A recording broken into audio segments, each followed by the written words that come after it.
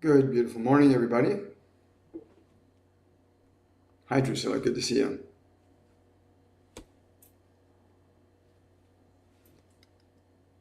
I think we have sound everywhere. Just double check that. Hi.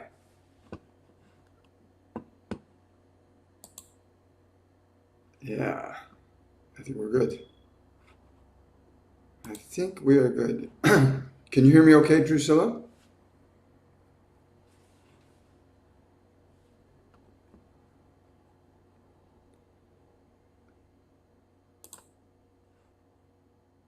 Good morning. We'll give everybody a chance to get on board. Excellent. Wonderful. Thank you, Drusilla. No worries. Good morning, everybody.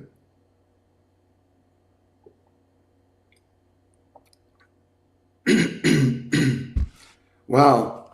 So we have a very interesting subject this morning.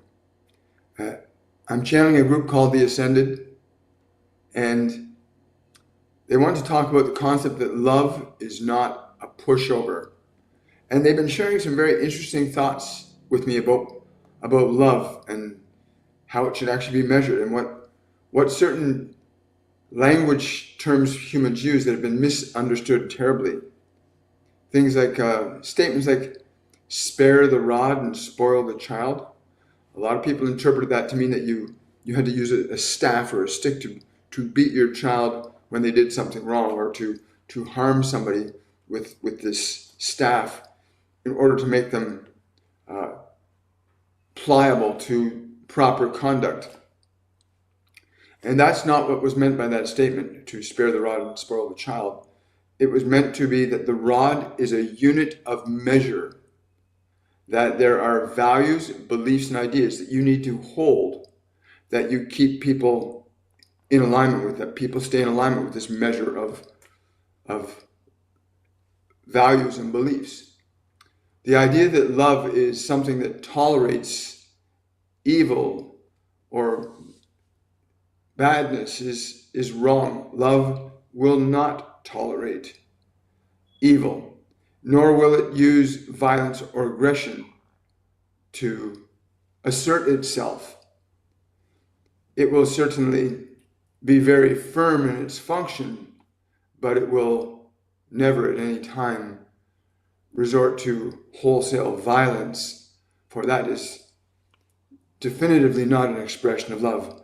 However, love will not allow itself to be overrunning, cannot be overrun by fear. Love and fear cannot occupy the same space and time. And so all conflict then is when love and fear come together. And then a process of transformation and transmutation begins when these two energies of love and fear come together. There's a process of transformation and transmutation. You've borne witness over the last 60 years of the tolerance of love, that love has a tolerance. But that tolerance has a place where it stops. And approximately 6 years ago, you came to that realization as a species collectively, and you began to push back against evil upon this planet. Evil is the function of fear. Evil is the function of fear. And good is the function of love. We want to make this in the simplest possible terms so that there can't be any misunderstandings about the distinction between love and fear. But that fear in and of itself cannot replace love. It can resist it, it can hide it, it can run from it, but it cannot overcome love. Fear cannot overcome love. So this consideration of a rod, sparing a rod to spoil a child, is an incorrect understanding. The rod is to represent a measure of value of how an individual or a society should conduct themselves. You have what you call your conventional laws, rules that you've generated and created to regulate or moderate the behavior of others so that one individual cannot do harm to another, that the rights and freedoms of each and every individual is supported by your function of law, which is designed to be the rod. The function of law is designed to be the rod that asserts the function of love as a mechanism that upholds and protects the rights and freedoms of individuals so long as the rights and freedoms of those individuals do not impinge upon the rights and freedoms of other individuals. The other consideration is this concept of discipline. They misunderstand that discipline has to be some harsh and difficult punitive mechanism in order to establish a new function of behavior. But again, the function of discipline is to have a set of rules and ideas that you hold yourself to. You hold yourself to a set of ideas or ideals. This is discipline, to be able to keep your attention, your thoughts, your ideas on a fixed path, preferably that of love. Because you can be disciplined and be very destructive and negative. You can be disciplined in a negative way, following a negative set of rules. But the principle remains the same, that the function of love and the function of fear are simply aspects of rules of behavior that have very different effects in your lives. And yet every single behavior for every single one of you can only be a function of love or a function of fear. There is no unnecessary complexity. Every behavior that you will ever execute and carry out is either love or fear. Every word you speak, even every breath you take, every glance you give, every step you take, every moment of your existence is either a manifestation of love or a manifestation of fear. There is no middle ground here. There is love and there is fear. And you may serve or utilize one of these functions of consciousness in any moment. Even as you hear these words, your thoughts will be of love or fear. As you write your comments or your ideas or you ask your questions, they are of love or they are of fear. It is not that complicated. And because it is not so complicated, many of you would doubt that what we would say would be true, because you've been taught to think that everyone and everything must be complicated. And it is not complicated. You cannot displace love. You can ignore it. You can deny it. You can negate it, but you cannot eliminate it. You cannot eliminate love's function, but you can assert fear's function, in which case your consciousness then is aligned to a function of fear and not love. The rod of fear and the excuse me.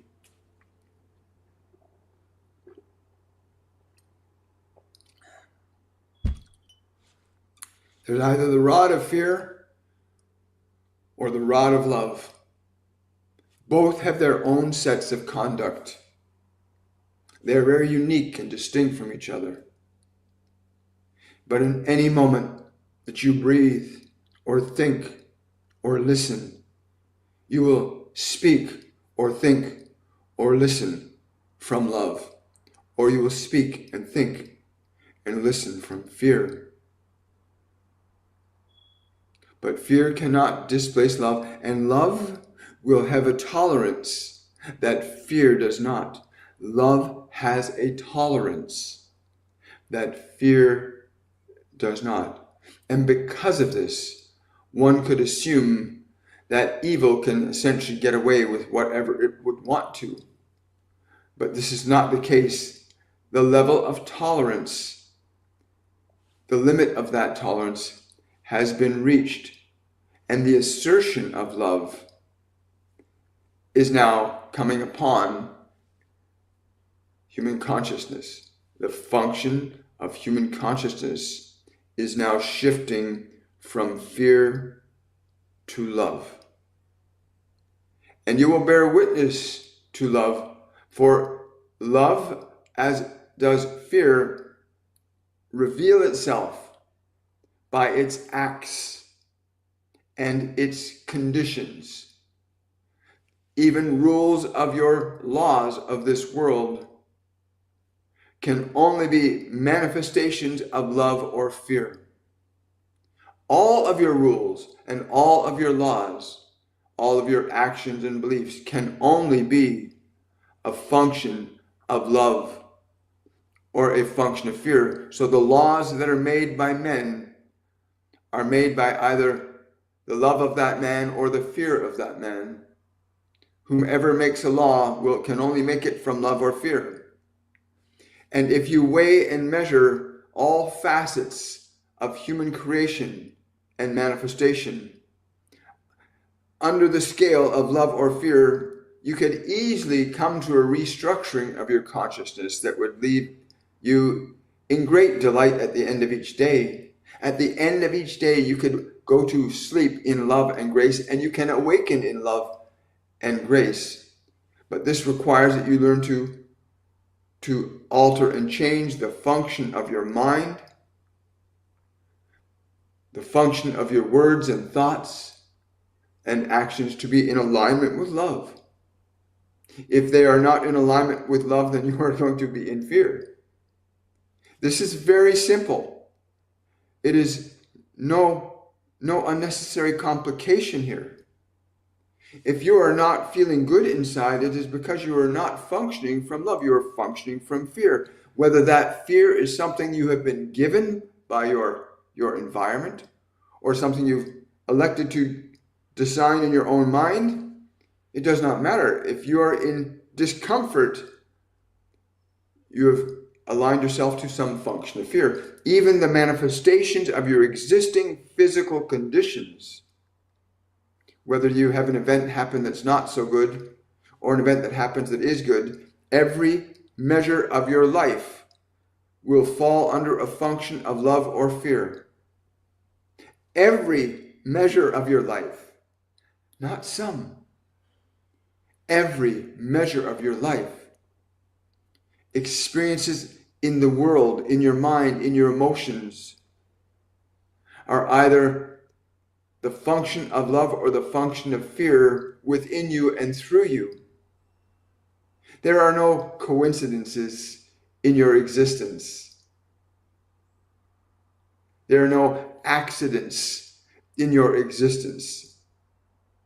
There is either a function of love and a function of fear, even in your manifestations of skyscrapers and rocket ships. And the events that occur are either a product of love or a product of fear. If one is not paying proper attention, that would be somewhat lazy then. If you're not paying proper attention when you were building something as interesting as a skyscraper or a rocket ship, and you were a little bit lazy, then you're a little bit fearful, because lazy is a function of fear. Diligence is a function of love. Mindfulness is a function of love. The outcomes of events are products of either love or fear. And it is exquisitely that simple. And we want you to know this. That in any breath you take, you are breathing as love or you are breathing as fear. In every word that you speak, you are speaking as love or you are speaking as fear. Every thought that you think, you are thinking of fear or you are thinking of love. There is no middle ground. And you can be the judge of your own self. You can evaluate your own thoughts and say, this thought is of fear. This emotion is of fear. And you say, this is not who I wish to be. This is not what I choose. I will surrender this fear. I will surrender this for love. You always have this option to choose. And we've heard it said that there are some states that are so profoundly overwhelming that you seem to be unable to overcome it. And we would say to you, this is not quite true. You have simply not been disciplined, that is to be taught a function of thought that would transform and transmute conditions of emotion. There are thoughts that love will think that will change and transmute the vibration of fear within you. There is not one emotion within you that is not amenable to the function of love.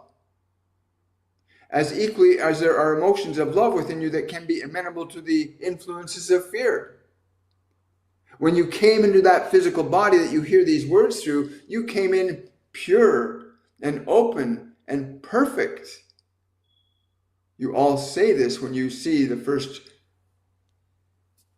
child there and you look upon it and you say, oh, it is perfect, because you came into this world as perfection. And then the world began to offer you what it had. It offered you either love or it offered you either fear. Whether that love was in the form of a food or a thought or a word or an action. You encountered many things in your life from the moment of your arrival in this physical world, but each and everything that you've experienced in your existence in this form that you hear these words in, you experienced either a function of love or a function of fear. Every event in your life, without exception. Every word uttered and spoken to you, every morsel of food given to you is either a function of love or a function of fear. And all of creation in its manifestations is either a function of that love or a function of fear. It is very simple. One could argue that and of course we speak now of animals, but that the lion who hunts its prey is operating from the perspective of its survival, that its physical existence would cease if it did not consume that creature. And if that creature did not surrender itself, not many creatures want to surrender themselves to leaving the dimension prematurely, but it does happen. But the function of love on that plane of existence is very different. The function of love on the level of an animal is very different than the function of love in the human realm, where you have will and volition, which are the same thing. The ability to utilize a function of will to create, alter, and change the existing conditions in your life. And what we wanted to impress upon you, that you cannot eliminate love from your life. You can deny it, you can suppress it, but you can never eliminate the essence of your true nature, which is love. But you may go into a place that is very, very dark and very, very painful and very, very uncomfortable, and you shall never be able to put out the spark of love. It may be but a faint spark, but you can never put that spark of love that is in you now out. And you can nurture that spark to a burning flame of love within your consciousness when you understand your function of will to alter and change thought, to alter and change action, to alter and change the mechanisms by which you treat your body. That is what you eat, what you drink, and how you treat your physical organism. But every function of your existence in any instant is either a function of love or a function of fear. And you may assess that no matter your perception of yourself, no matter how well you think of yourself or how little you think of yourself, at either spectrum, You have the ability to use your will and begin the process of correction and assessment to enter into what can be considered the judgment day, where you begin to evaluate your thoughts and say, these thoughts are not of love, these thoughts are of fear. I will not let my mind think these thoughts. These words I speak are not words of love, they're words of fear. I will not speak those words. These actions are not actions of love. These things I do in my body are not these things. And then you can make a decision about what would be a function of love in thought. What thoughts are thoughts of love? What thoughts are thoughts of fear? You have the ability to begin that process of conscious and deliberate discernment. And we wanted this to be very simple because it is today. Your life and the way in which you can live it can be very simple. You simply have to choose between two functions of thought, word, and action. Is this thought, is this word, is this action of love? Is this thought, is this word, is this action of fear? How much simpler could it be that you could free yourself from your suffering? That any thought is either of love or fear. And that if you do not think a thought of fear, you will not create more fear inside yourself. If you do not think of a thought of anger, you will not feel anger inside yourself. If you do not think a thought of badness towards another, you will not feel badness in yourself. How much simpler can it be that before you right now, you may review your own mind, you may begin to align yourself to a function of love. What you think, what you say, what you do will always fall under one or the other. And it is one of the rare places we say there is only this or this to choose from. It is the only place where there is no and. It is simply this or this. Love or fear. Love or fear. Do you hear? You have this opportunity now to begin the process. To begin the process of liberation from your fear, from your anger, from your unnecessary suffering.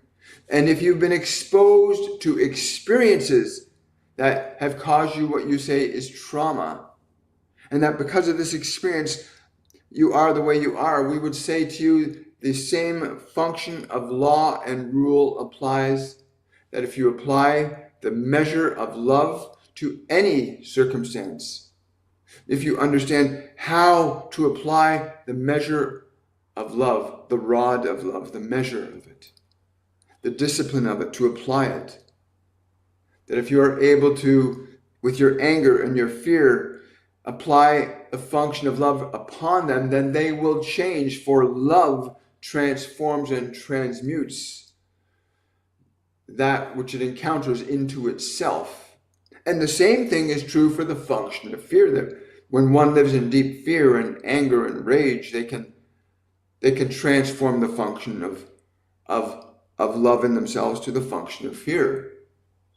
But you can only serve either love or fear. You cannot serve both. There's no other alternative. There's one you call the Buddha, who said that you could go to the middle path. You could go to the middle path and leave the realm of duality. And that is a very difficult path for some of you, especially when you are jumping back and forth from one to the other. It requires some discipline to get your mind into that place where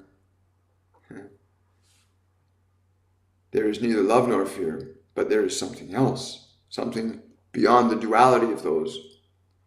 But for the vast majority, you are in this process of bouncing back and forth from love to fear. And so we say to you, the simplest way is to begin to assess what is your thought, what is your word, what is your action. Only you can come to an honest understanding If you are functioning as love, then you will prosper. You will live in joy. Even if you have not much in the way of what you call monetary wealth, if you're truly in a function of love, then you will be in joy regardless of whether you have a penny or a pound. It will not be about what is outside of you, but what is within you that matters then. And so you have this wonderful opportunity now to hear these words, as simple as they might seem to you, that inside you there may be pain and there may be suffering, but that you, through the function and assertion of love, through the use of your will, can heal, transform, and change that function of fear and anger in yourself. These lower vibrational energies of fear cannot withstand the assertion of your love. You may turn to your sadness, to your fear, and you say, no matter how you feel, I shall love you anyway. I will not ignore you. I shall not abandon you. I shall not forsake you. When you approach your fear and your anger, your guilt and your shame from that perspective of awareness, where you say, no matter how this feels, I will choose to extend love to this. And you'll feel the function of those old emotional conditions begin to transform and change within you. And when you begin to alter and change the function of emotion within you, then naturally the function of behavior begins to change as well. For every human behavior requires a quality of emotion in order for it to occur. There must be a quality of emotion that you hold on to that allows you to behave and experience what you experience. And you have the authority to be in great rage and to change that rage into peace, to calm the seas of your mind. You can do this. You can be in great despair and lift yourself up. You can bring yourself above the despair and then offer that despair your love and bear witness to the transformational ability you have to alter and change what is within you. You have this authority. You have this capacity. So when we say that love is not a pushover, we truly mean it, that the moment love asserts itself in the face of fear, if that love is true and not based in manipulation or contrivance, because manipulation and contrivance is of fear. For there are those that would say, oh, I love you, but their love is not true love, it is manipulation. And you must learn to make that distinction too. For fear can be like a wolf in sheep's clothing. Fear can be like a wolf in sheep's clothing. Be mindful of this. So you must understand, if your motivation is truly of love, then you will be a transformer, not only in your own heart and mind, but you'll be a transformer upon those whom you would bless with the extension of your love to others. Is that not wonderful? That you can heal your own mind, your own suffering, because your true nature is that you are love. And when you assert the function of your love into your mind, you will begin to heal your mind and your body and your world, and even those around you. For when the breath of love leaves the mouth of that who offers that breath, then those who hear and receive it shall be healed. Those who hear and receive love are healed. So there's very simple ways of understanding this. And we will repeat this until it is heard. And once you have heard it, then you can go about being love and doing love and living love and bear witness to the natural phenomena of love's spontaneous and transformative power. your spontaneous and transformative power is your function of love in living action, in living word, in living thought. It's very simple. The energy of this being today is very different. It's a very different energy from the ascended than I normally get. It's a very, yes. So the level of simplicity, I got one of them saying to me, the level of simplicity, I got to say it, like when I do this, I feel just absolutely amazing when I allow this energy to flow through me. When something can be so simple that it can be easily overlooked. A lot of people don't know when they're angry or upset or frustrated that you can literally change your anger and frustration by how you interact with it. And anyway, the energy is really cool today. I'm so grateful. Good morning, everybody. Hi guys, good morning. We're just getting started here. What do my guides say I should do with my life now? First and foremost, Janine, you need to teach your mind and body to be in alignment with the function of love. You need to teach your mind and body to be in a function of love. Many of you have been improperly taught by this world. Many of you have been taught things that are not true, that are not of love. Many of you have been taught to believe that that which is false is true, and that which is true is false. And you must understand that if you continue to give your authority to others that would keep you in fear to their benefit, then it will be much more challenging for you to align yourself to love.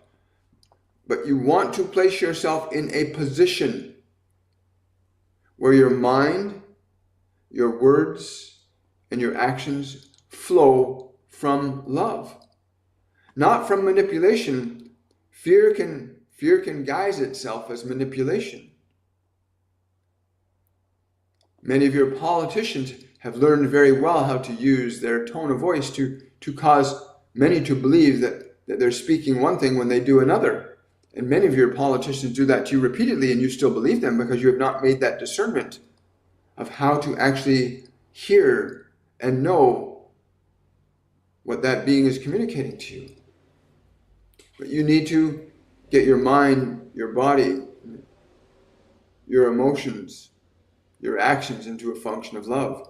And I'm being shown paintbrushes, like paintbrushes like drumsticks, like somebody's holding two paintbrushes up and they're like drumsticks, Janine. So I don't know if you're painting or you're into music, but that's what I'm being shown, that for you to do, what you can do is I'm being shown those paintbrushes. One is a yellow paintbrush and the other is blue, right?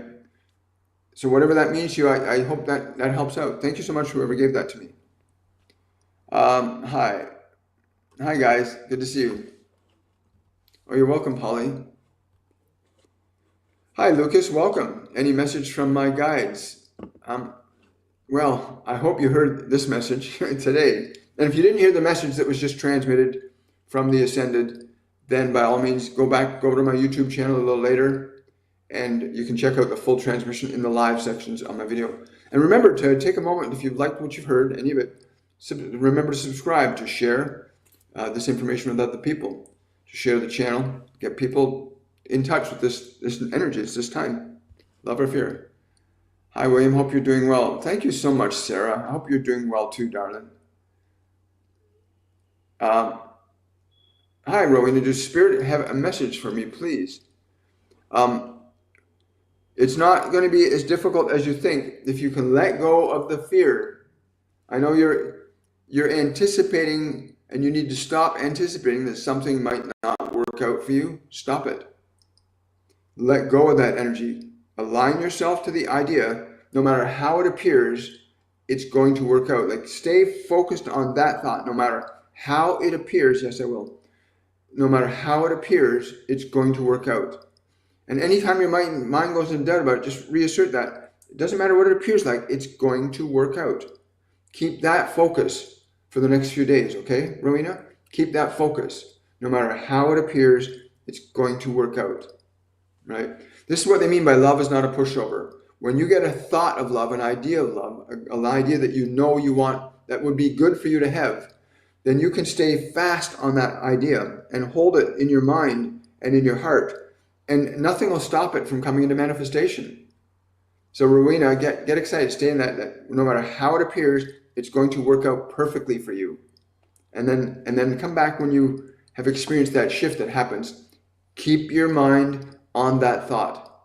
Even if it tries to go back to, oh my goodness, what's going to happen? Stop it. It's all going to work out. Even if I don't know how, it's going to work out, right? Because when you employ faith, and yes, I will. They're telling me to tell you, that's an employment of faith. You employ faith. When you say, no matter, even if I don't understand it, it's going to work out. You're employing faith. And when you employ faith with love, it's pretty powerful. Congratulations, Rowena. Hi, Bridget's asking, who is making a tapping noise, trying to get my attention? My first thought that came to my mind when it first came was there are gnomes. That's the only word I can give them. They're small little beings, about 2.5 feet high, that are around. Yes, the earthly way. They're telling me to tell you, remember the earthly way. She needs to put her hands into the earth. You need to put your hands into the earth. If you've got a place where you can go to a beach or something where you can immerse your hands, or you can go into a forest where you can put your hands in the earth. It's really important for you to have that, a really visceral earthly connection with the hands. They're giggling right now because they say it's important that you do that. They won't be annoying you anymore after that, but it was really important for you to have that connection, they say. Wow, cool. Hi, Robin, good to see you.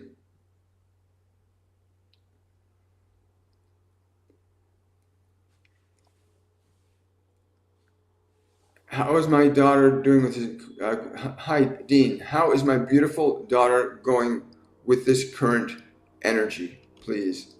I'm hearing the word delighted. I'm hearing the word delighted. And it's funny because the way I'm hearing the word, it's thinking of the light. The word delight is like the light. That's what they're giving me anyway. The light. Delight. Gnomes, yeah, I've only encountered gnomes one other time, and that was about 3 years ago. I was at my step niece's home in Hamilton, Ontario, and I went out in the backyard, and all of a sudden they came all running by me. They were running and laughing. It was the funniest thing I had ever experienced. And that was back then when I was still a little uncomfortable and nervous trying to share some of these experiences with people. But that was quite amazing. Yeah, gnomes are pretty cool. But yeah, Bridget's going to have a fun time when she does that. Jen's asking, I've been stranded in an RV for many days. I know it will work out in whatever way, timing, I'm not sure, but staying open. Yeah, hi Jen. I know it's such an adventure, isn't it?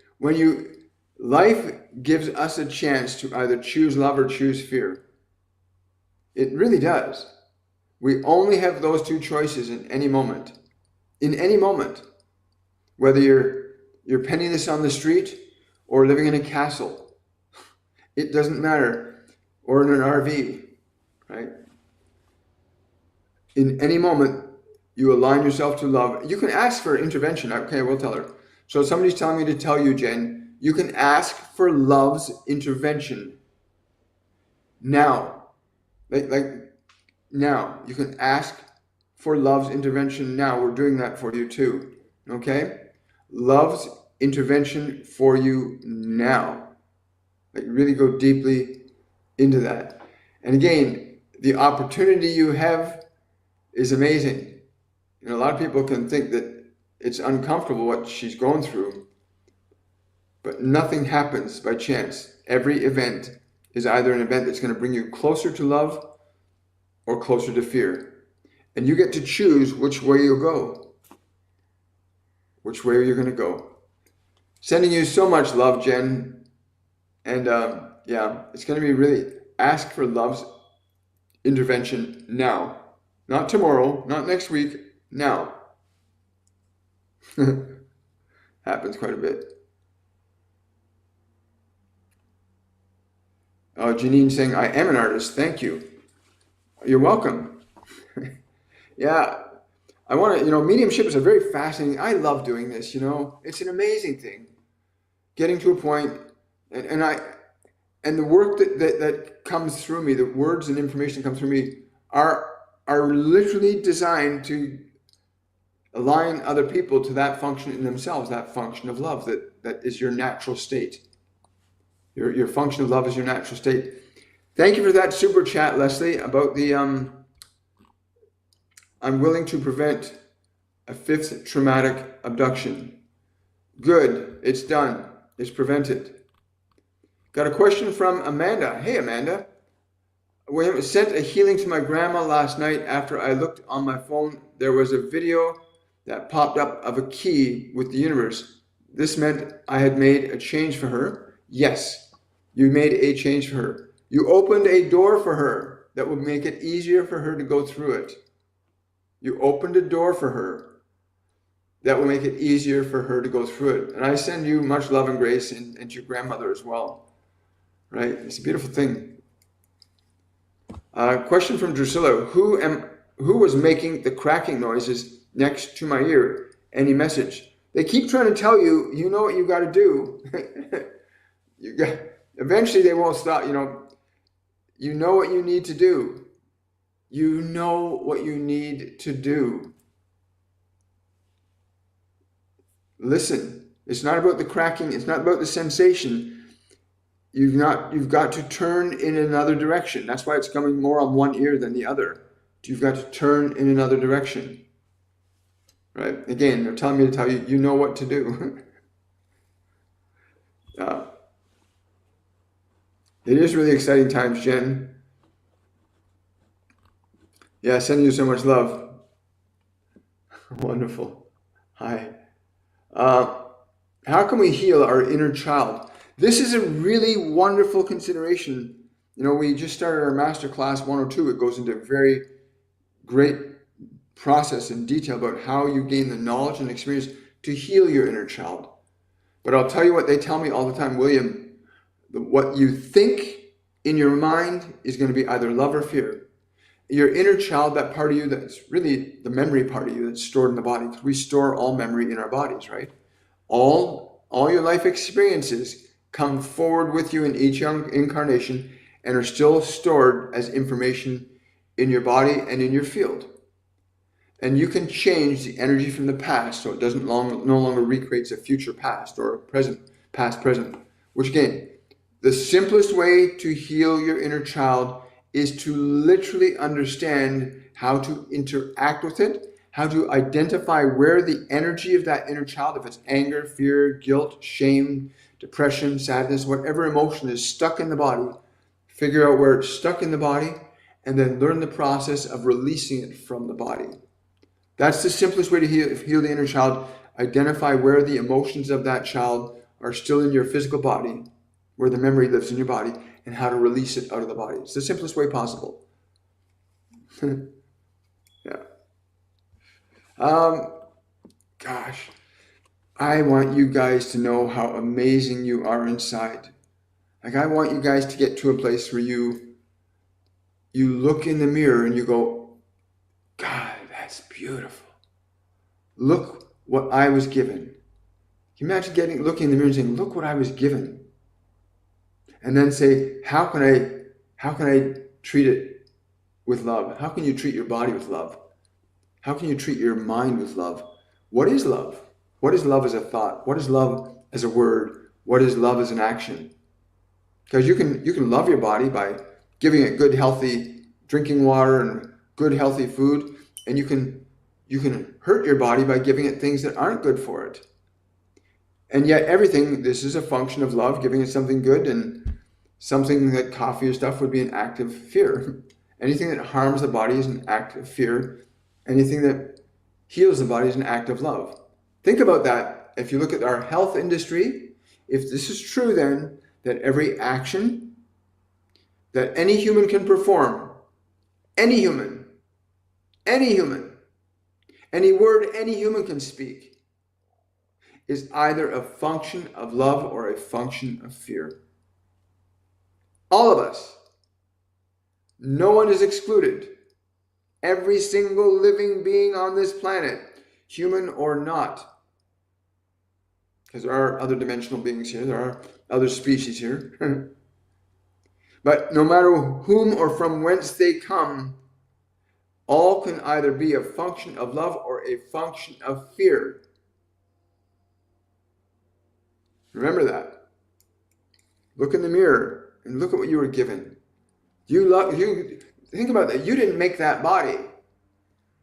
And anybody that would say that there's something wrong with you is lying.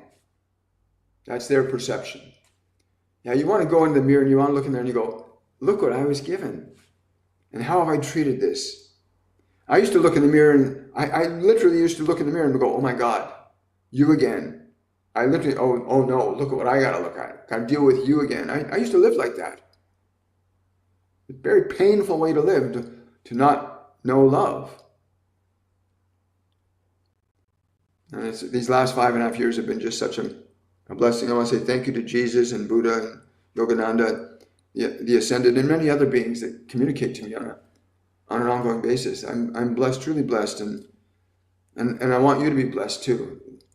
Imagine getting yourself to a place where you wake up, you open your eyes, and it's like, I'm here. Like you can get there. You can get there. You can wake up and go, I'm here. Wow. Even if you're in a really dark, and I've been there. I've been to the darkest place I can possibly be in this lifetime. Maybe in our upcoming Patreon meeting that's happening in about 6 days, we'll look at the darkness. Maybe we'll look at the shadow work. If anybody's interested in joining my Patreon account, you can do that. Patreon.com/William Michael Forbes. We do two Patreon meetings every month, one on the 7th and one on the 21st, where we go into, yeah, we'll do that, okay? Yeah, so they're telling me, okay, so patrons, those of you that are watching, I know some of you are watching. So the 7th at 7 will be all about the shadow self, dealing with that thing that we call our darkness inside of us. Yes, it's time to heal that, isn't it? Let's do that. That'll be fun. Hi, thank you for sharing the live. I appreciate it. Sorry, I just gotta, there we go. Is the cat outside trying to be adopted by us? Yes, of course. You knew that. You didn't even have to ask. Didn't even have to ask. It's funny how you knew that, eh? A lot of people do that. You ask even though you already know the answer. You ask even though you already know the answer. It's funny that you can answer so many more questions than you realize. Thank you so much. Oh, you're welcome, Drusilla. Sunflower says, yes, you can certainly go there, get there. I resonate with you, William. Yes, it really is true. Let's, next Patreon. Thank you. Wonderful. It'd be a lot of fun. Let's heal the shadow self. Kind of perfect, too, because we just started Masterclass 102, which is all about liberating ourselves from the past. And so much more, of course, but liberating ourselves from the past. And I find that's a common thing when a certain one of our classes begins. Then they start to incorporate some of the elements of that, and they have all the last 5.5 years. They incorporate some elements from the class into these live events. So even because some people believe that they don't have enough money to pay for it, I don't understand why. It's 3 weeks and it's very inexpensive. But it's a beautiful thing. We had a wonderful group of people this time. I hug a tree days ago. How can we heal our inner child? That's again, thank you, William and Angel. I have been sending her your posts. So grateful. Hi, William. Does my mom have a message for me? Thank you. Wow. She says you need to look to the heaven. You need to look to God. She's literally showing me she's reposed back and she's looking up, and there's this golden light coming down on her, and she's saying, look to God. Look to God. Yes, yes. She right now, she wants to put a hand on your heart right now. She wants to put her hand over your heart right now to let you feel what she has begun to understand. Look to God. Hi. Yeah, remember that. Hi. Thank you for the roses and gifts. Only love enters my space and only love leaves my space. That is a beautiful thing that they gave me many years ago, and I'm so glad that you've taken it on for yourself. It is true when you get to that place where you can establish the truth that you are love. When you can come to the understanding that you were made in the image and likeness of love. And that you come into this world and the world can distort your perception of yourself. But that you can always, always begin to return to the undistorted nature of what you really are. You are love. It's the truth. It's not something you're going to get in a pill or a bottle. It's not something you'll necessarily get from another person. People can love you and be kind to you and good to you. But love is what you are. So many people are trying to seek love, but they're not finding it. Because you're looking in the wrong way. Go inside. Seek ye first the kingdom of God, and all else shall be added unto you, is the statement. Where's the kingdom of God? The kingdom of God is within you. If you want to take the scripture of Christian mythology literally, then the kingdom of God is within you. Stop seeking it in the world. The kingdom of God is love. It's the function of love. It's the act of love. It's the act of healing. It's the act of wisdom and knowledge and truth and compassion, kindness, playfulness. Love has many shades. Fear has many shades. Choose your own shade. Oh, good, Kat. I'm so glad to hear that you'll be at the Patreon meeting. Bless you too, Polly. Thank you so much.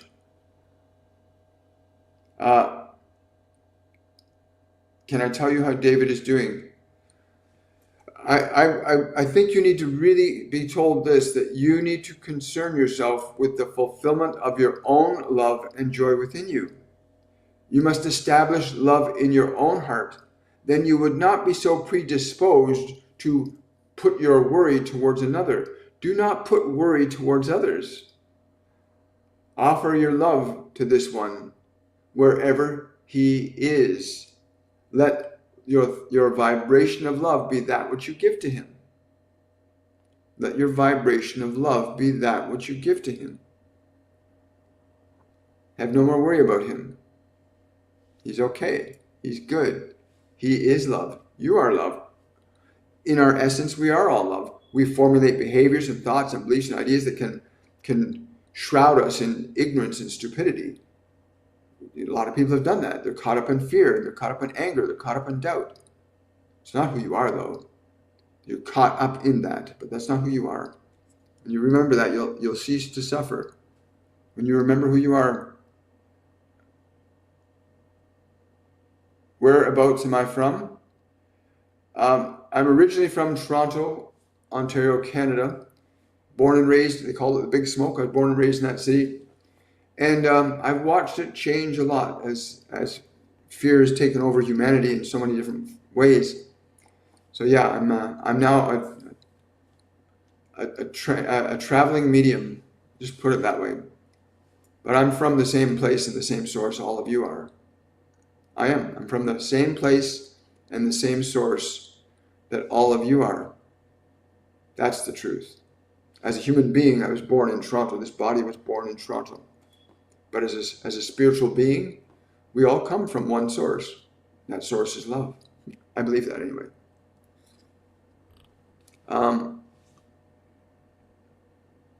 Yes, Leslie, the abduction is prevented. Do you have to do anything like email the justice minister?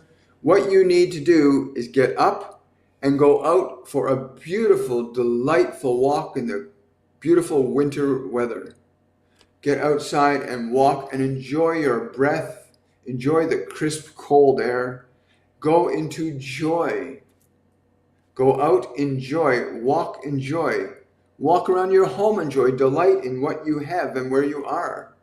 Move into the energy of delight and gratitude and appreciation. It will orchestrate your affairs very differently for you. Your emotions orchestrate your affairs.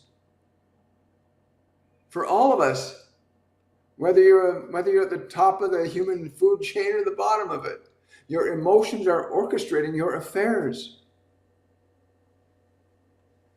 And there's only two orchestras playing, the orchestra of fear and the orchestra of love. Which one are you conducting? Because you're the conductor, right? Are you conducting love through your mind and your body and your words? Or are you conducting fear through it? Because there's no being on this planet, none, nada, that is an exception to that truth. You're either coming from love or you're coming from fear. That's it. It's as simple, again, I'm paraphrasing what they said earlier, but that's it. I don't care who you are, rich or poor, strong or weak, male or female. You're either living from a function of love or you're living from a function of fear. You know, choose the former, not the latter. Choose love, right? Inside yourself first. Because most people think that love is about sex and love is about feeling good and this tastes good and I love this food and I love that thing. No, that's not love. Love is exquisite. It really is.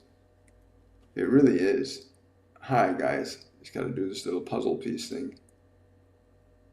There we go. What are the top 3 things I can do that I'm not already doing to improve my quality of life? If I tune into your energy, okay, there we go. Yeah. Go and get an adjustment. Go and get an actual spinal adjustment. Like, go and get an actual adjustment, right? That's one thing you do. She's asked for 3 things. There are 2 other things.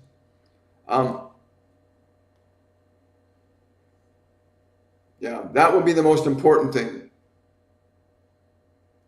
The other possibility is, okay, I won't. So they're saying no, don't tell you the other 2. Do that one first. Then come back on Wednesday. And if you ask the question again, you'll get the second. But do the first.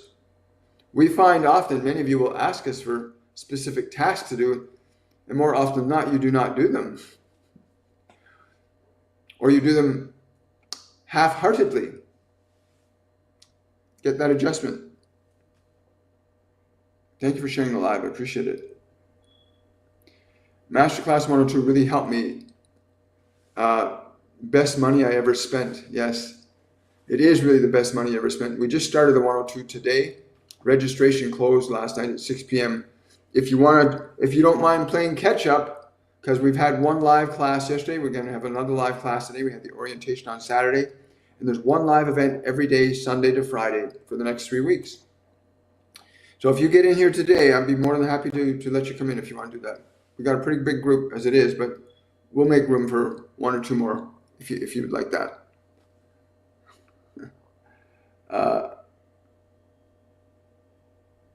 Yesterday I had such anxiety. It was so bad. It was my birthday. Again, your anxiety is the energy of fear, and you were not born with it. Your anxiety is because you've had experiences from before that a part of you is anticipating happening again. Anxiety is always based on something we feel might happen, and depression is things we know have already happened. And we might not remember what they are, so we just have the emotion. But whenever you're feeling an anxiety or depression, let yourself feel it and say to it, speak to your depression, speak to your anxiety. Don't ignore it. Don't try to get rid of it. Stop, get close to it and say, I'm with you. I love you. I will take care of you. You communicate to your emotions differently. Because most people try to get rid of them. I don't want to feel this. What do I got to do? I'll distract myself. You can change your emotional energy. It's something. It's a skill you are born with. You can change emotional energy. Like you can change your emotional energy. And if you're feeling that anxiousness at all today, if you're feeling it at all, get close to that anxiety and say, I'm not going to ignore you anymore. I'm going to love you. I'm going to care about you. I'm not going to deny you. I'm going to stay present with you and stay gently and kindly interacting with your anxiety, and it will change. I've seen it countless times. We've had students that come into the class that have had chronic anxiety for decades, depression, and it's gone. In a week, it's reduced significantly because we're so conditioned to avoid things we don't like that we've forgotten how to assert our function of love. But I send you much love right now in the way that you can receive it. Please receive it, right? I send you the love and grace that I can offer you in the way that you're able to receive it, because you can only receive it in the way you're willing to receive it. Because someone can really love you, but if you're not willing to receive it, you won't receive it, and you won't believe it then you'll still believe you're not lovable. But I want to tell you, no matter who you are lovable. Your function of love, your true nature is love. It's that simple. Hi, guys. Hello, Daniela. Good to see you here. Someone saying, my attempts to locate my unhealed childhood trauma have yet to know complete success. Every time I think I've cleared it all, another challenge appears. Congratulations, you're peeling the layers of the onion. But every time it comes up, I promise you, you will cross a threshold. If you're committed to love, then be committed to love. So when that stuff comes up, and the anger, the fear, the sadness from the past or this previous life comes, you carry experiences from previous lives into this one, and there's parts stored in your energy. And you can change your energy. So when that stuff starts coming up and it keeps coming up, and there's only one place to go. Say, no matter how you feel, how depressed you are, how anxious you are, you talk to your emotions. I have this communication with my emotions all the time when they come up. I'm willing to love you and take care of you, even if I don't understand you. And the energy changes. You can change your energy. That mind and body that you have is yours to learn to use, or abuse, or misuse. But it's not your master. Your body is your servant, not your master. Your emotions are your energy for creation. They're not your master either. You are the master of the mind. You must learn to assert that function in the correct manner. You must learn to differentiate your awareness from your thoughts. You must learn to differentiate your awareness from your emotions. You must learn to differentiate your awareness from your body so that you can apply your awareness upon your thoughts, your emotions, and your body in a different way than you've been trained to believe you should. How you interact with thought, that you can edit, subtract, and delete thought. You have that ability. That you can interact with emotional qualities and transform them. Jesus taught this. When he talked about calming the seas, the great storm in the sea, right? And he raised his hands and the seas calmed. You know, a lot of people believe that's an actual event, and I believe those things have actually occurred too, but he's referring to your mind that is stormy and loud and terror, and you're frightened and you're lost in it. And you can say to the mind, be still, be still, be still. I am with you. I love you. I will cherish you. I will take care of you. I will honor you. I am present with you. I will not deny you. I will not forsake you. You employ your awareness in a way different than you've been trained to. Most people have been trained to, I just feel this way. I can't change it. That's not the way to do it, guys. It's not the way to do it. When you feel uncomfortable inside you, there's a part of you that's uncomfortable. You have to treat that part of yourself with kindness and compassion. And your kindness and compassion will change it. your kindness and compassion will change it. Thank you.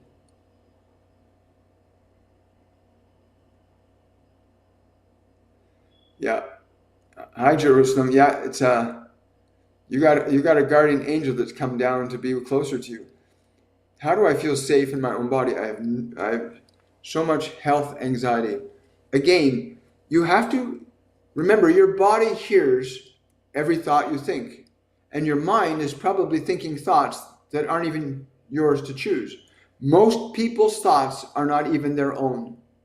Most people's thoughts have been given to you and you've just accepted them. You watch television, you watch radio, you watch these movies about war and death and fighting and zombies and all these terrible things. You filled your mind with scary, terrible things. And you go, oh, my mind is feeling terrible now. But you allowed that stuff in your mind, or you allowed people to put it in your mind. Cast it out. Turn to your anxiety, turn to your fear, turn to your anger and say, I will love you even if I do not understand. It doesn't mean you're going to become angry. You change it. When you feel your anxiety and you say to your anxiety, no matter how you feel, I'm going to love you. No matter what you think, I'm going to love you. And you begin to change. Once you start to change the emotional energy, then the thoughts will start to change, because emotions and thoughts are very intimately linked together. Thoughts of anger, fear, guilt, and shame are connected to emotions of anger, fear, guilt, and shame. Emotions of joy are connected to thoughts of joy. Emotions of sadness are connected to thoughts of sadness. And only you, as the soul, can begin that process of inducing your mind into a new change. Or you get yourself into a course or a program like Tony Robbins or Jordan Peterson or Greg Braden or Joe Dispenza, all these the courses that we teach, beings that will teach you how to learn to interact with your mind and your emotions and your body differently than the world has taught you to. You didn't come here to suffer. You came here to create and have fun and learn to play, as we all did.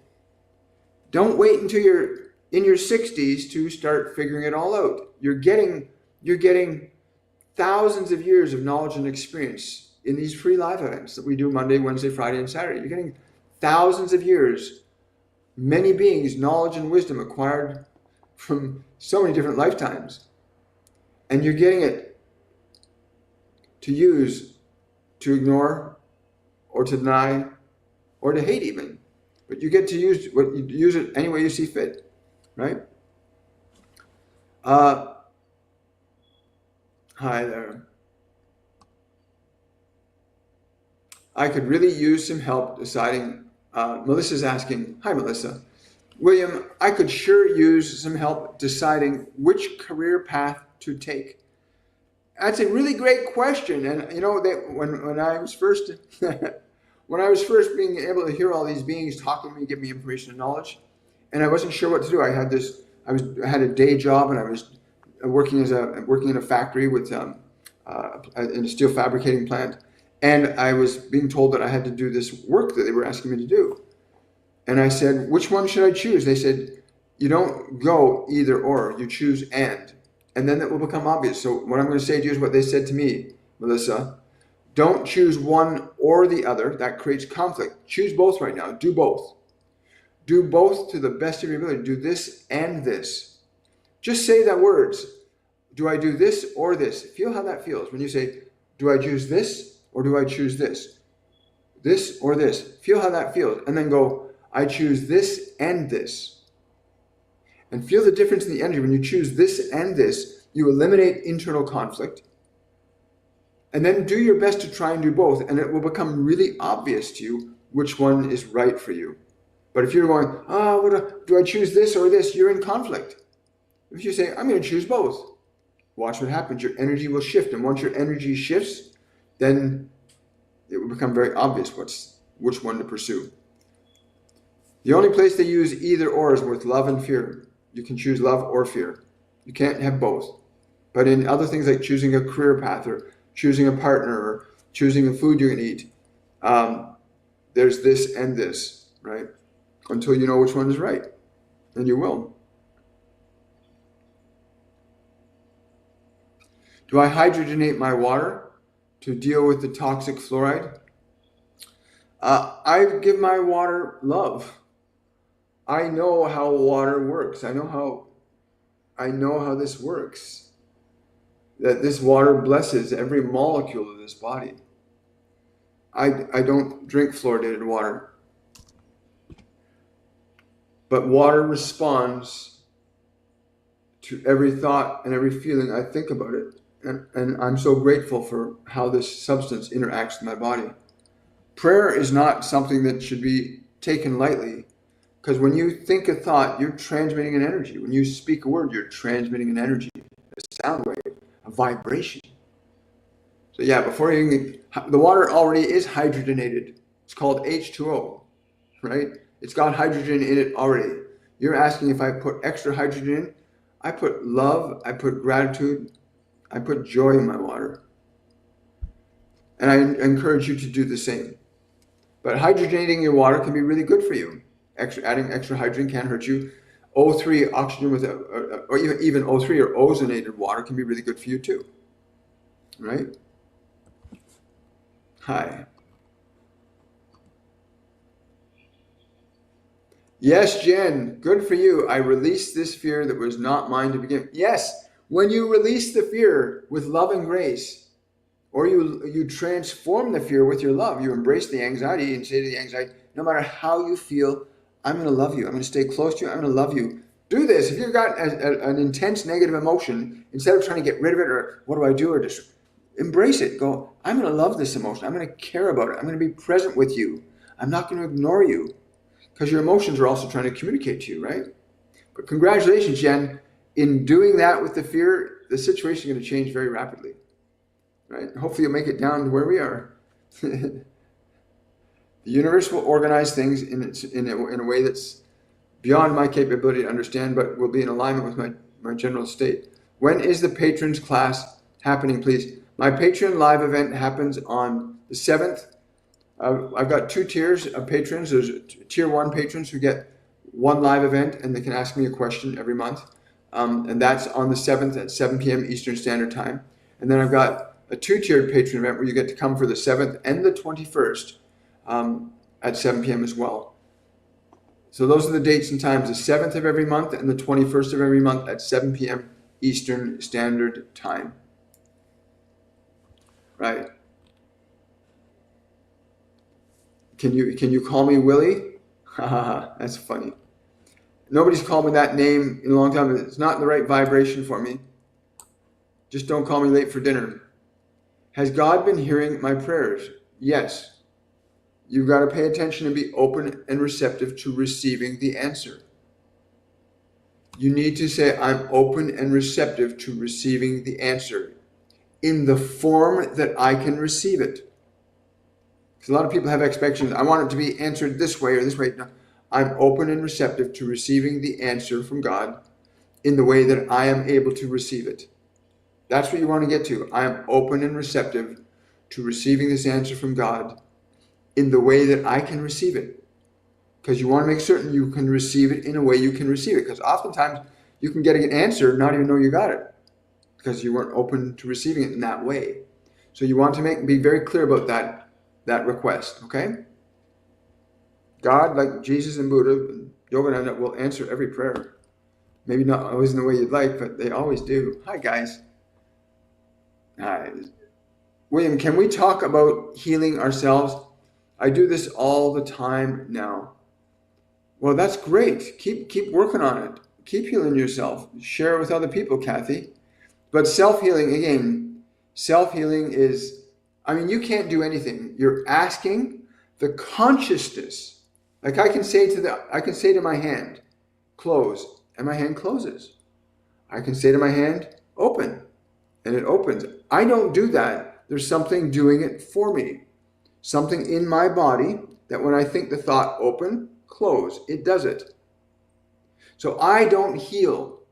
The consciousness heals. It responds to us. Like right now, I could say to you, only love is real. Only love is real. That is the truth about who you are, that you are love. And the consciousness, hearing those words, will react and respond to them. And how you receive those words, the consciousness in you will react and respond to those words. Right? In reality, none of us can do anything. It's the spirit within that does the work. It's the all-knowing, all-powerful presence of consciousness that's everywhere at all points of time and space, in you, in me, in the flower, in the tree, in the bird, the bee, in the ascendant, in Jesus, in Buddha, in Yogananda, in every being that's ever lived or ever will live, in every planet, every star. It is there, and it simply says, ask, and then receive. You just have to learn how to ask. Learn how to ask. Hi. Hi.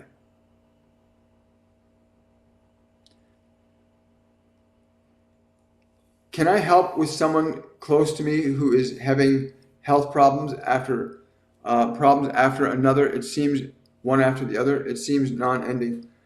Yes, you can help them by literally giving them your prayer, but also give them your counsel. Find out what they think, what they believe, because obviously they're thinking, feeling, and believing things that are causing those effects. Because your thoughts, conscious or unconscious, affect your energy. And you need to, if you really want to get close to them and ask them what they think about it. How do they feel? Because there's probably a lot of anger, there's probably a lot of sadness, there's probably a lot of fear inside them. Because the body is suffering, right? And you need to help them to shift the way in which they interact with the body system.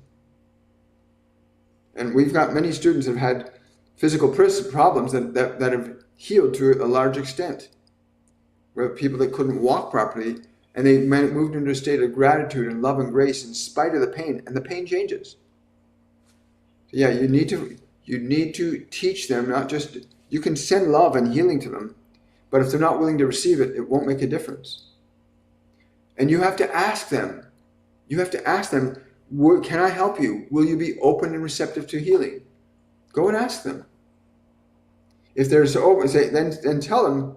Then tell them these words. Speak to their pain. Have them speak to their pain. I will not judge you. I will not attack you. I'm willing to love you. You need to teach them to change the way they communicate with their pain. Right? The body, again, she's got some emotional stuff going on. And she got things from her past that have not been resolved. And I cannot tell you how unfortunate it has been in the last, particularly the last 200 years in Western culture, particularly, how people have become very negative towards themselves and each other. And we've got to stop it. It's got to stop. She's got to learn to love her body. You actually got to learn to love the part that's in pain. Can you tell me what month I will find my life partner? Can I tell you what month you'll find your life partner in? I'm getting June, but is there a year to that? I'm being shown 3. I don't know if the 3 means 3 months or 3 years, but it's in June. I just know that month came really clear, June. Yes, it's also contingent upon you being open and receptive to receiving that. Are you open and receptive to receiving love? Or are you trying to get somebody to love you because you don't feel worthy of love? If you're open and receptive to love and you want to offer love freely, it will come very easily. But yeah, June. Again, I don't know if it's... Yeah. I don't know what the 3 means. How can I let go of anger and forgive someone? This is a great question, Delissa. It's a great question. How do I let go of anger and forgive someone?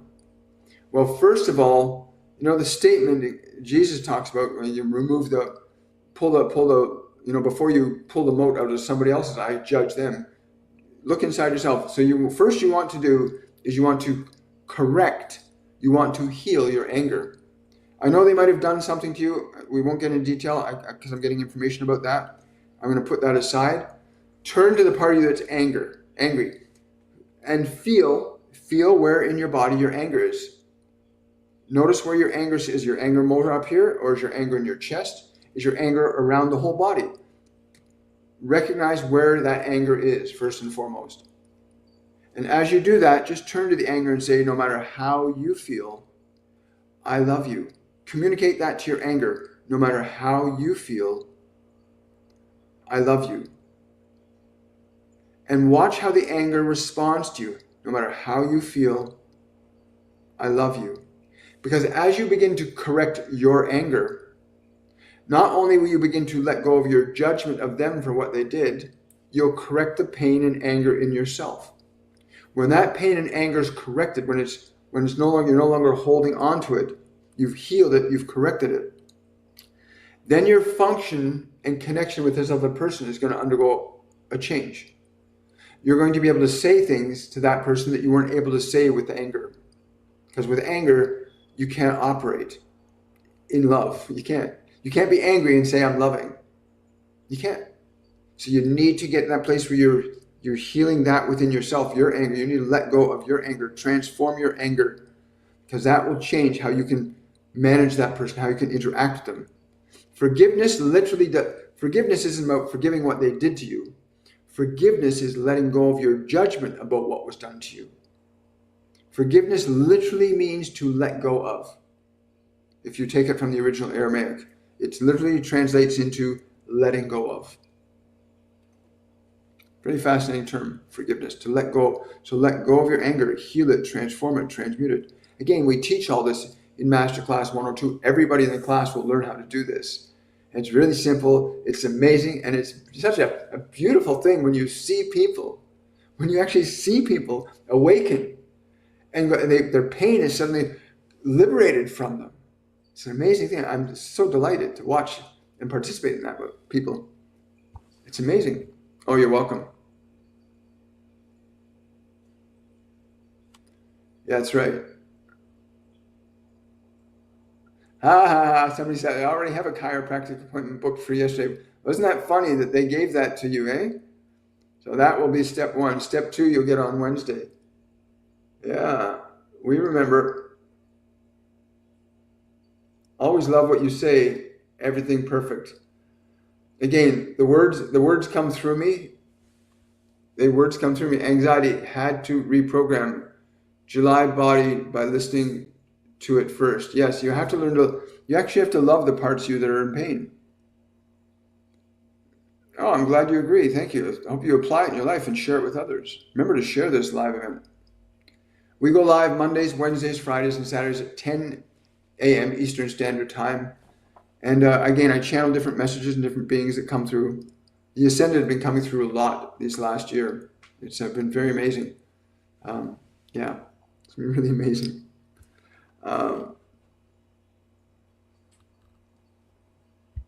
Hang on. Somebody says, I want to read it. Danielle is saying, the gums healed wonderfully with coconut oil within a couple of days after I checked. Doctor asks how long to keep it in my mouth. 2 to 5 minutes. I'm feeling a stronger pull towards 5 minutes for you, Daniela. Keeping it for like 5 minutes. That I'm so happy for you because I know that was really bothering you for a while. So congratulations on that. It's wonderful how that happens. Drusilla saying I was couch bound for 2 years at least. I can walk my dog now. Yeah, Drusilla learned how to get her knees to heal, so to the point where she could walk again properly. Congratulations! It's so awesome, Drusilla. My mind works better in task mode, not in relaxed mode. Well, that's a true thing especially for men. Men like to do things, but you also have to learn to manage the emotion, because you can work emotion. You can work and work and work and work out emotion. You can go work out, hit the gym, you can do different things to try and deal with certain emotional qualities.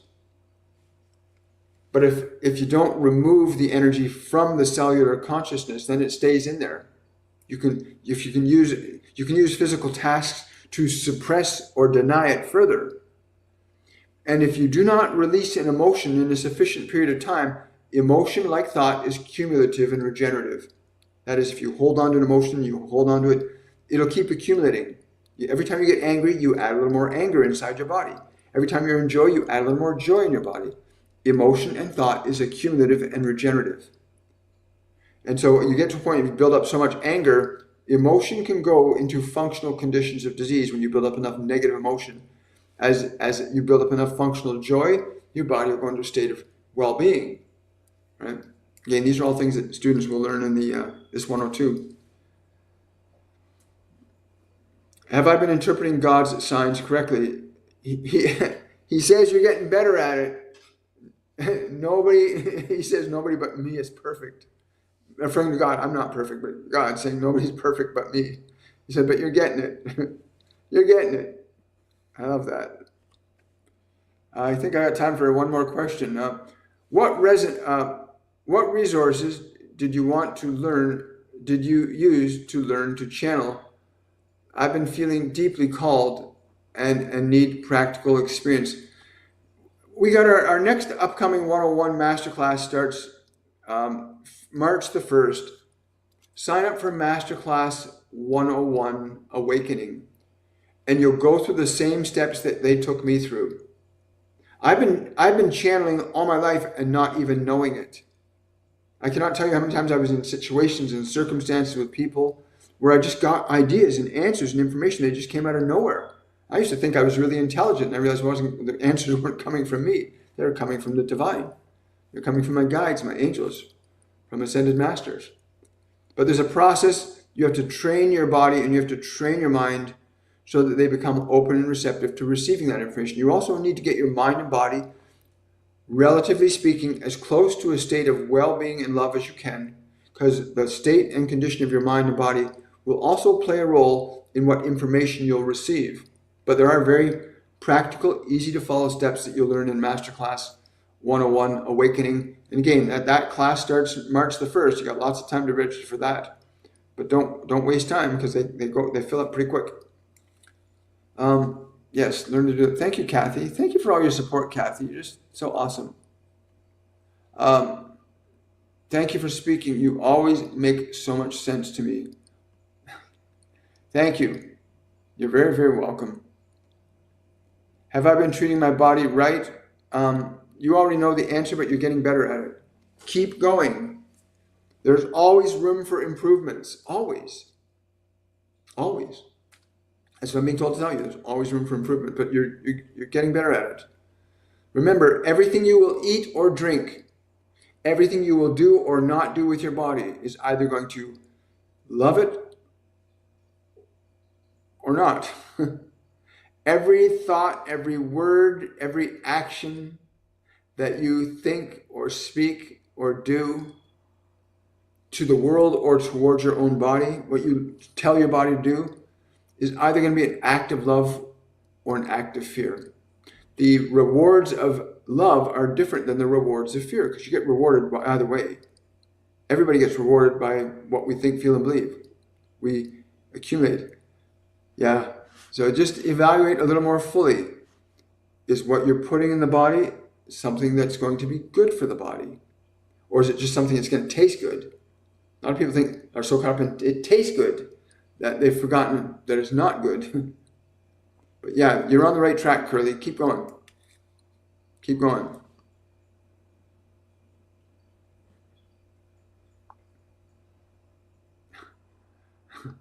Sorry, I'm just trying to watch some of the conversations going on over on YouTube.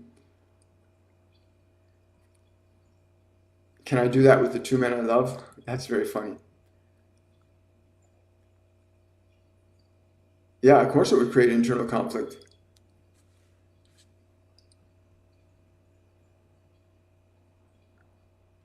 It's okay. Very difficult to play that one. What about using a Brita? Does that help? A Brita, every little bit helps. But more important is to take your water before you even consume it, and just be so grateful that this water will restore, rejuvenate, re-energize, revitalize every molecule in this body. You want to really embody, imprint, impress into the consciousness of this water how incredibly delightful and vital and beautiful this substance is for my body. It activates and strengthens my connection to God through my flesh when I drink this water.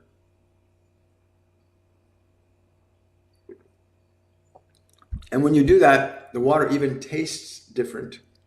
And different words can make the water feel different too. It's really cool.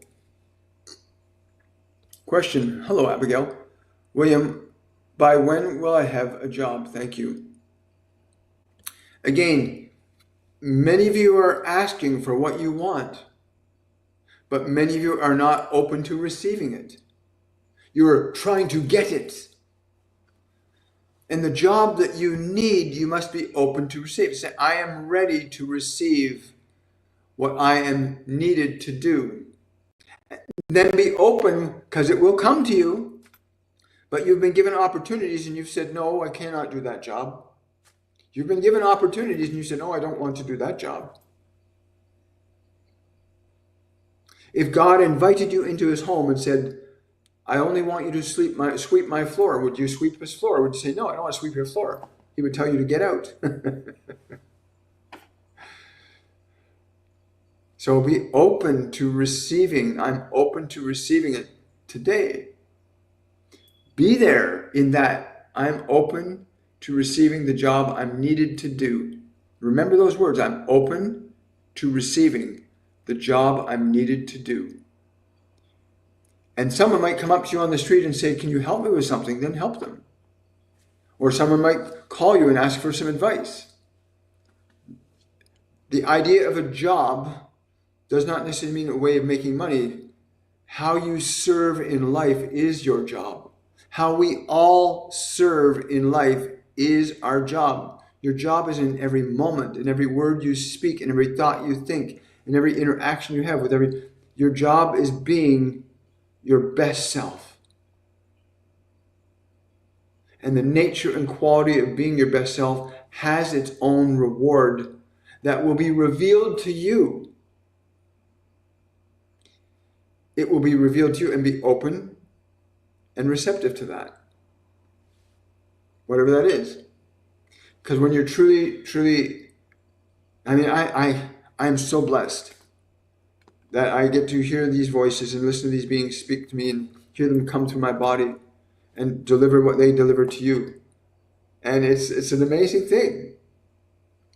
It's not some craziness. It's a real thing that you can open up to knowledge and wisdom and truth that's beyond this world, but not so far beyond your consciousness to perceive it. But yeah, be open and receptive to it, darling. Oh, you're very welcome, darling. Okay, one more question here. Yeah, for those of you, if I don't get to your question, please listen. Go to my website, williammichaelforbes.com, and book a reading with me. Or go to my Linktree link on my bio, on my TikTok, under my TikTok bio, or the Linktree link under any of my videos on my YouTube channel. You can offer a donation. You can book a 1 hour reading, a half-hour reading. You can make a donation for a single question. So remember, there's other ways you can get your question answered. Keep that in mind. Okay, I want to find there's so many. You guys are great. You got so many different questions. Please remember to leave your questions, your comments, your considerations about anything you've heard here today. It'd be really great. Thank you so much for the gifts, the beams, the joys, that wonderful thing. Takes one to know one, Kathy.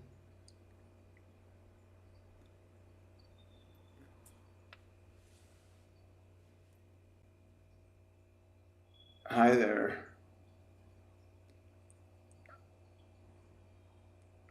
I was curious. I can feel something about anybody's energy. I really can, and so can you. And yes. Now I get there's this nut inside you that's been building up. Something's about to pop up in your life. Like there's a really incredible good event about to happen in your life right now. It's just underneath the layers of your uncertainty. If you can just put your uncertainty aside and say, I'm open to something other than this uncertainty, then that which is waiting to pop into your life will literally jump in. But yeah, I can feel something about anybody's energy. So can you. Thank you for the finger on the hearts.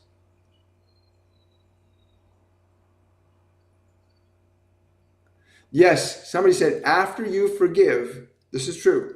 After you release, after you transform, transmute your anger, your fear, when you heal your anger, your fear, your guilt, your shame, not deny it, not defer it, not defend it, not drug it, not put it out, but when you truly embrace your negative emotional state with love and grace, and you truly give your love to it, like this person's saying, it literally, the anxiety, the depression, the sadness will lift, and it just becomes a memory, and you're free. That's a really great way. I think we'll end this on that note. When you learn to heal your own mind, your own emotions, and you can, you have the skill, the power, and the ability within you right now to heal your own mind, to give yourself peace. You can restore yourself to love, and you can restore yourself to peace. All you need to do is learn how to do that. How to not attack yourself, and how to love what's going on inside, how to heal mind and body and spirit. Jesus taught that. Yogananda taught that. Buddha taught that. How to heal your mind. And there are many other beings on this planet, ascended masters included, on this planet right now that will teach you how to do that as well. I want to wish you all much, much love. Thank you so much for your donations, your super chats and super stickers. And the same to you too, brother. And I will see all of you guys on the Wednesday edition of Shortcuts for Your Soul. Masterclass students, I'm so excited about our first live event, my first live event with you guys today at 4 p.m. Eastern Standard Time. And I will see all of you guys in the live. Much, much love, everybody. Have yourselves a wonderful and a joyful day. Bye for now.